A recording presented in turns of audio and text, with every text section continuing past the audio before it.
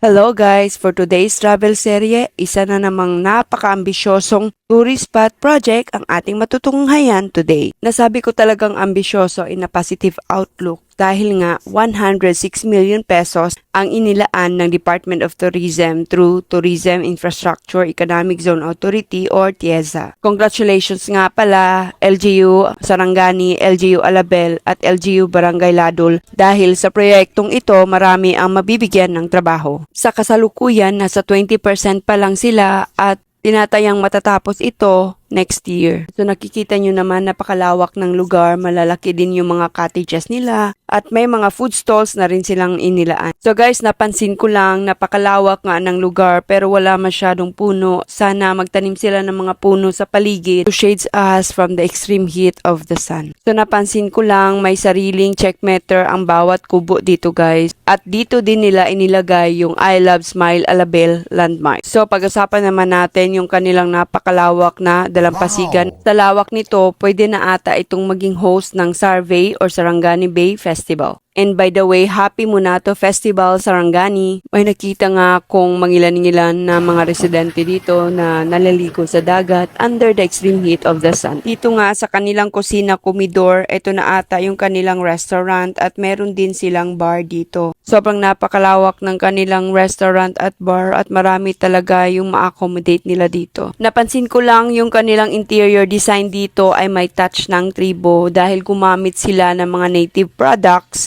for the walls and ceiling design. Nakaka-proud lang dahil talaga namang social siya tingnan pero very native, very Pinoy at very sarangan. Napansin ko yung kanilang chandelier dito that's not made of glass but I think it's made of wood. And look at those lamps na gawa sa rattan. Napakaganda talaga at sana masustain nila yung kagandahan ng lugar kapag inopen na ito sa publiko. Dahil according to Alabel Municipality Mayor Salarda, open po ito for everyone at free of charge. Wala pong entrance.